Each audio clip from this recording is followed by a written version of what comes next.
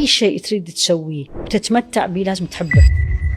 ودنا نروح لمنطقة أبعد في قراءة القرآن بصراحة. أنت قلت لي كلام جميل دكتورة، إنك تطبق اللي في القرآن. في ناس قاعد يحرص إنه يرجع للقرآن بصراحة ويكون القرآن رفيق لي في حياتي. كيف أصل لهذه المرحلة دكتورة؟ يعني كيف أنت تخرجت من الجامعة؟ كيف أنا تخرجت من الجامعة؟ درسنا، خو ما كده قعدنا ببيتنا وربي هو نزلها علينا، صح؟ وكم من الوقت صرفته.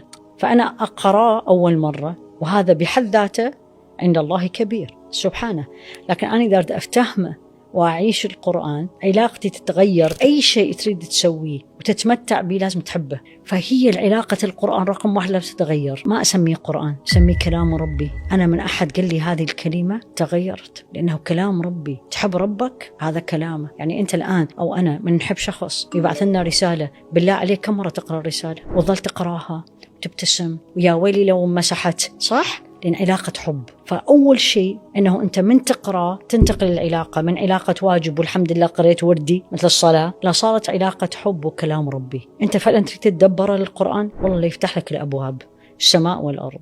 إذا أردت أن تكلم الله فصلي، وإذا أردت أن الله يكلمك فاقرأ كتابه.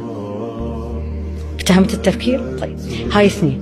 طيب أنا أوكي راح صلات وسقلنا الله أكبر وأنا هي الصلاة، بس أنا ما حسيت. ليه؟ رقم 1، ماذا أنت خارج الصلاة؟ يعني أنت قبل ما تروح تصلي أنت إيش كنت تسوي؟ فهذا السؤال إحنا نقول عليه $1,000,000. كيف أخشع في صلاتي؟ يمكن